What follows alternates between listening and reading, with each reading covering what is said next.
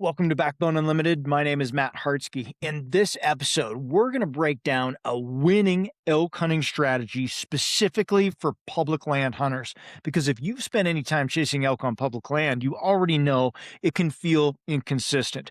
One day you're into elk, the next day everything goes quiet. You question your spots, your decisions, and sometimes the entire approach.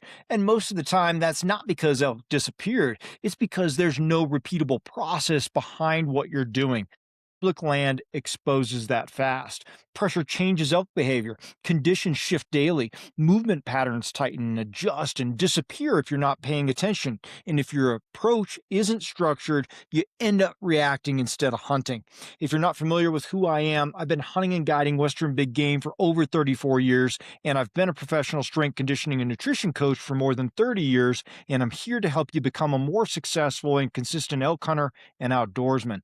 So in this episode, I'm going to break elk hunting down into a simple 5-step cycle that you can run every single day in the field. This is not a one-time plan. It's not something you try once and hope it works. It's a loop. It's a system you can repeat, refine, and adjust that keeps you in elk instead of constantly trying to relocate them.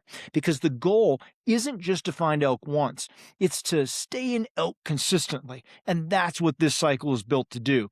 Step number 1, locate. Find elk, not just sign. Everything starts with locating elk, but not the way a lot of elk hunters approach it. Most guys are hunting sign, tracks, droppings, rubs, and while that tells you elk were there, it doesn't tell you where they are right now necessarily. On pressured public land, that difference matters. You need fresh, real-time information, visual sightings, hearing elk, understanding current movement. That's what matters because elk shift quickly under pressure, weather, and hunting activity. A spot that held elk last week or even yesterday can feel completely empty if you're not tracking what's happening right now. That's why relying on historical spots fails so often. Hunters return to areas that worked before expecting the same result without realizing elk have already adjusted. If I'm starting the day, I'm focused on finding elk, not proving I'm in a good area. That means glassing with intent, listening in the right locations, moving strategically through terrain that gives me the best chance to pick up fresh activity, not just wandering and definitely not hoping. Every movement should have purpose. I'm asking, where can I gain information the fastest? Where are elk most likely to be based on current conditions? How do I confirm that quickly? Because until you can answer those, nothing else matters. You're not setting up, you're not calling, you're not hunting, you're still looking because the truth is simple. You're not hunting until you're in elk. Step number 2 is to evaluate. Is this a winnable situation? Once you find elk, the next step is that evaluation piece. And this is where a lot of elk hunters make a critical mistake. They assume that because they found elk once, they should immediately go after them. But not every elk is killable. Before you move, you need to slow down and ask one question. Is this a winnable situation? Start with the wind, not just direction, but how it's behaving in that specific terrain. Is it stable or is it swirling? Is it predictable enough to make a move without getting exposed? Next, look at the elk position. Are they feeding, transitioning, or already bedded? Are they in a place you can approach without being seen, heard, or smelled? Or are they positioned in a way that gives them the advantage? Then factor in pressure. Are there other hunters nearby? Is this an easy access area where elk are already on edge? Are there trails, roads, or obvious entry points that could influence how elk move? And finally, evaluate the terrain. Does it help you or does it help the elk? Does it provide cover for your approach or does it expose you? All of this should happen quickly, right? But intentionally, because the goal isn't just to act. The goal is to decide. If the situation lines up, you commit. If it doesn't, you move and you find a better opportunity. Because finding elk means nothing if you can't actually hunt them successfully. Step number 3 is position. Set the advantage. Once you've decided it's a winnable situation, the next step is that positioning, and this is where a lot of hunts are either won or lost. Your goal is not to go straight to the elk. Your goal is to put yourself where elk are going to be, and that starts with wind. Everything is wind first, in my opinion. Before you take a single step, you need to understand how your scent is going to move through that terrain, not just now, but as time passes. If the wind isn't right, nothing else matters. You are already beat. From there, you use terrain to your advantage. Benches, saddles, side hills are not just features, they're travel routes. Elk use them because they offer efficiency, security, and control of their surroundings.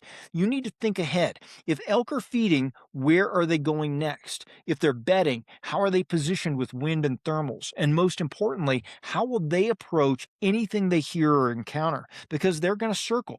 Elk don't usually walk straight in. They usually angle, they drop, they use terrain to get downwind before committing. If your setup allows them to do that, you're going to lose. Positioning is about removing that option. You're not reacting to elk, you're getting ahead of them. You're setting up long routes they're already likely to travel with the wind in your favor and terrain working for you instead of against you. Because in elk hunting, position kills more elk than movement ever will. Hey, if you hunt public land elk and you're tired of grinding through random seasons, I built the elk hunting series of ebooks for you.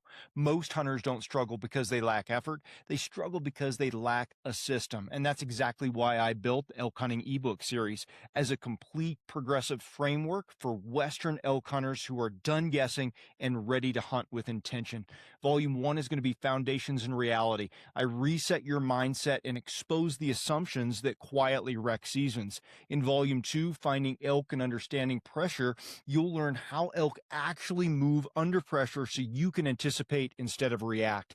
In Volume 3, Terrain, Wind, and Position, I break down how to use landscape and thermals to consistently create opportunities.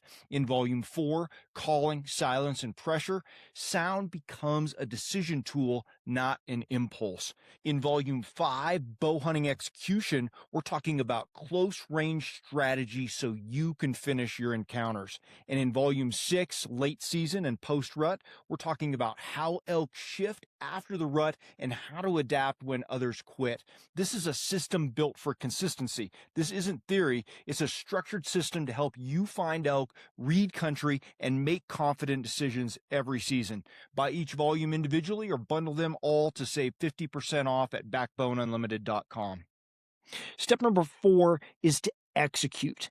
Disciplined action. Once you're in position, everything comes down to that execution, and this is where a lot of opportunities fall apart. Not because the setup is wrong, but because the execution gets rushed. This is where emotion starts to creep in. You know elk are close, you hear movement, maybe a bugle, maybe cows talking. The situation feels like it's building, and the instinct is to speed up, and that's when mistakes happen. Execution is about control. You move at the right pace, not too fast where you create noise and lose awareness, and not too slow where you miss timing and elk slip away. Every step has intent. Every movement is calculated. Calling is the same way. You're not just making noise to make noise. You're communicating with a purpose, and you're choosing to stay silent because the situation calls for it. Both are decisions, not reactions. You're also constantly aware of shot opportunities, not just where elk are, but where they're going to give you a window. You're thinking ahead, you're staying ready and not getting caught off guard when the moment actually happens. And most importantly, you stay within the plan. You don't abandon positioning. You don't force something that doesn't make sense. You stay disciplined because most opportunities aren't lost because you didn't find elk. They're lost in the final moments when execution breaks down. Most opportunities are lost in that execution piece, not the setup. Step number 5, adjust. Learn and reset fast. The final step, and the one that most hunters skip, is this adjustment piece. Every outcome gives you information, right? Whether it works or it falls apart, there's a reason behind it. And if you're not identifying that reason, you're missing the most valuable part of the hunt. If it works, you don't just move on, you reinforce it. You ask, why did this work? Was it wind, positioning, timing, terrain? You lock that in so you can repeat it. It becomes part of your system. If it fails, fails, you don't get frustrated, you break it down. Was the wind unstable? Did you set up in the wrong position? Did pressure influence how elk moved? Were you late, earlier, out of sync with their pattern? There's always a cause, and your job is to find it, and that also becomes part of your system. Most hunters don't do this. They react emotionally. They assume elk just disappeared. They change everything without understanding anything, and that's how you stay stuck. Adjustment is what turns experience into progress, and it has to happen fast. You don't sit on a blown opportunity for the rest of the day and pout, but you don't waste time trying to force a situation that's already broken either. You reset, you reevaluate, and you re-enter the cycle with better information. That's how you consistently stay into elk, because the faster you adjust, the faster you improve. Let's talk about the cycle of reinforcement. This is a loop, not just a checklist. This only works if you treat it like a cycle, not a one-time thing. You've got to locate, evaluate, position yourself, and execute, adjust, and then repeat it. That's the system. Most hunters go wrong because they break the cycle. They find elk and they skip evaluation. They rush straight into execution without ever asking if the situation is actually winnable. Or they blow an opportunity and they never adjust. They just move on without learning anything from it. And that's how the same mistakes repeat themselves. The strength of this system is in the loop, right? Every step feeds the next one. Every decision builds on the last, and every adjustment you make sharpens what you do moving forward as part of your system. Over multiple days, this is what keeps you consistent. You don't start from scratch every single morning. You build from what you learned the day before. You refine your understanding of how elk are using that specific piece of country under current conditions. That's how you stay in the elk. It's not about one perfect moment. It's about stacking good decisions over time, staying disciplined when things are slow, staying controlled when things speed up, because public land elk hunting will test every ounce of your discipline. But if you stay committed to the cycle, if you keep running it the same way over and over, you eliminate randomness. You stop guessing, and you're going to stay connected to elk. And that's where consistency comes from. Consistency comes from running the cycle, not chasing random moments. Public land elk hunting doesn't reward effort alone. It rewards structure. You can hike further, stay longer, and push harder than everybody else, but without a system behind it, you're still just guessing every time you're out there, and guessing is what creates inconsistency. This cycle is going to remove that for you. It gives you a way to approach every single day with purpose. You're not just out there hoping to run into elk. You're actively working through a process that keeps you connected to them. You're locating, you're evaluating, you're positioning, executing, and adjusting in a way that builds on itself. And that's what sharpens your decision making.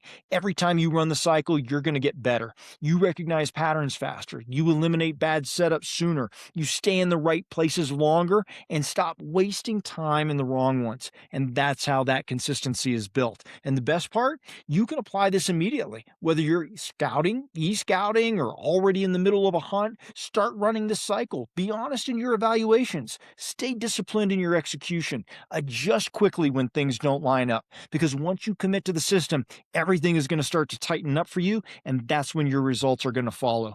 Now, if you want to go deeper into elk movement, pressure patterns, terrain positioning, and structured decision making, that's exactly why I built the elk hunting series of ebooks. It's a progressive system designed to help you understand how elk actually use country and how to position yourself accordingly. I have a link to those ebooks in the description. If you want hands-on application and real-time breakdowns, we have an in-person Elk Camp 2026 that is built around this same philosophy: structure, preparation, and execution in real time.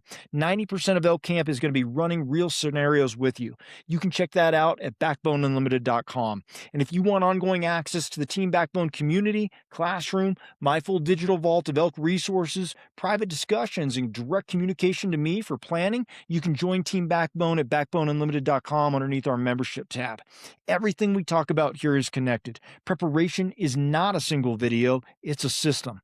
Thanks for being here. Until next time, train harder, hunt smarter, and never settle.